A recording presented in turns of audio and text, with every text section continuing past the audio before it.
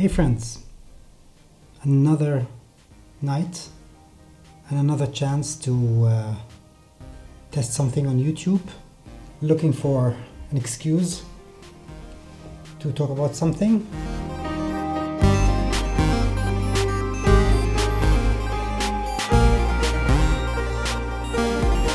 As I talked in the previous video, I'm doing spring cleaning of my home office and coming across some things from the 80s. So today I'm going to ask you, those of you who were into home computers in the 80s, and especially those of you who were users of the Sinclair Spectrum, the popular computer from Sir Clive Sinclair, who's still alive, by the way. Is he? Anyway. So yeah. Which was your favorite magazine? And I'm talking about two magazines that were competing head to head, although there were other ones as well. So, who remembers this? Cash versus this one, Sinclair User. Well, my friends and I used to buy both.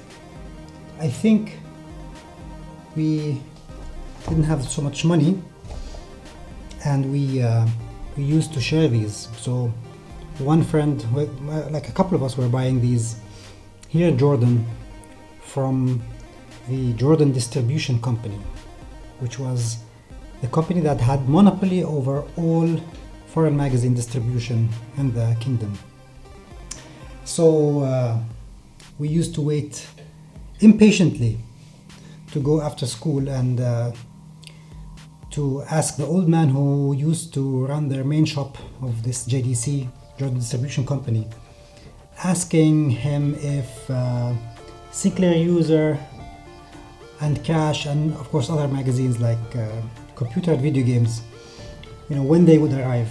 And we'd call, of course on a landline, call the old man up and say, "So uncle, did Sinclair User arrive? Did Cash arrive?" And he would tell us yes or no, and then we'd go to the downtown shop and buy it. So yeah, we used to share those magazines.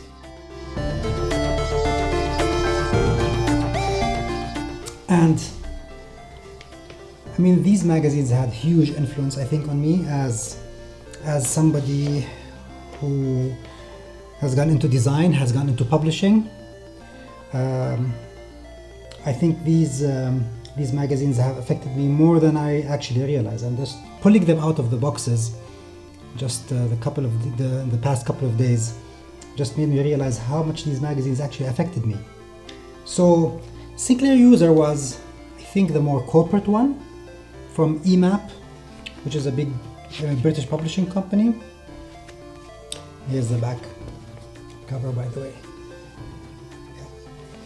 And I mean, these guys here, they felt like upstarts, they were cool.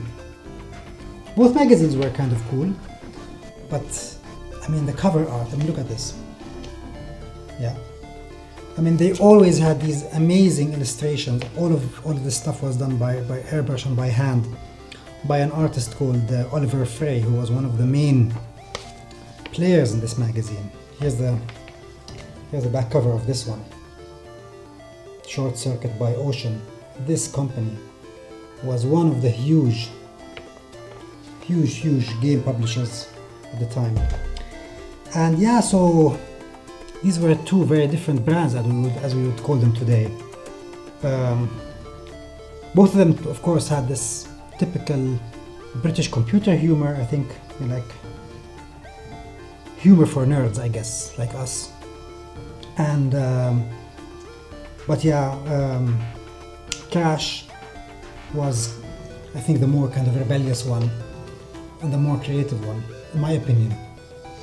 They had another magazine targeted at the enemies, which were the Commodore 64 users, which is a computer I never owned, although I owned an Amiga after I upgraded from my ZX Spectrum Plus. So yeah, they had another magazine called Zap, which had kind of the same creative approach.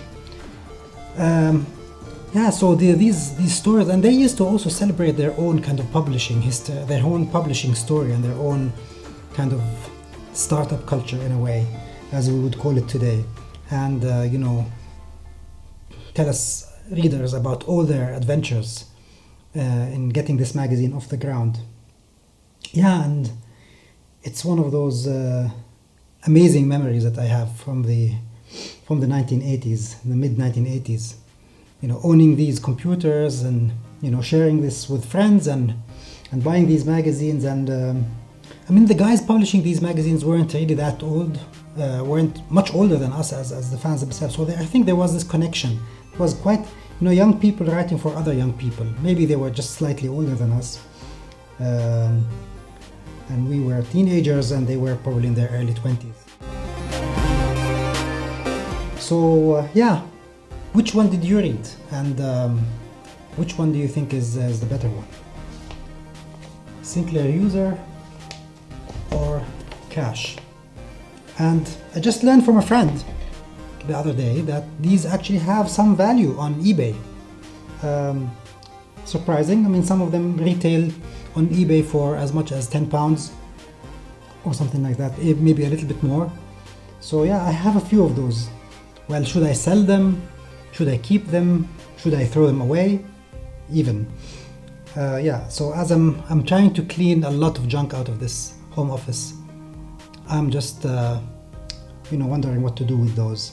So yeah, at least a video to share some of the memories that just come to mind, and see what you guys have to say about it. Okay, until the next test. Bye.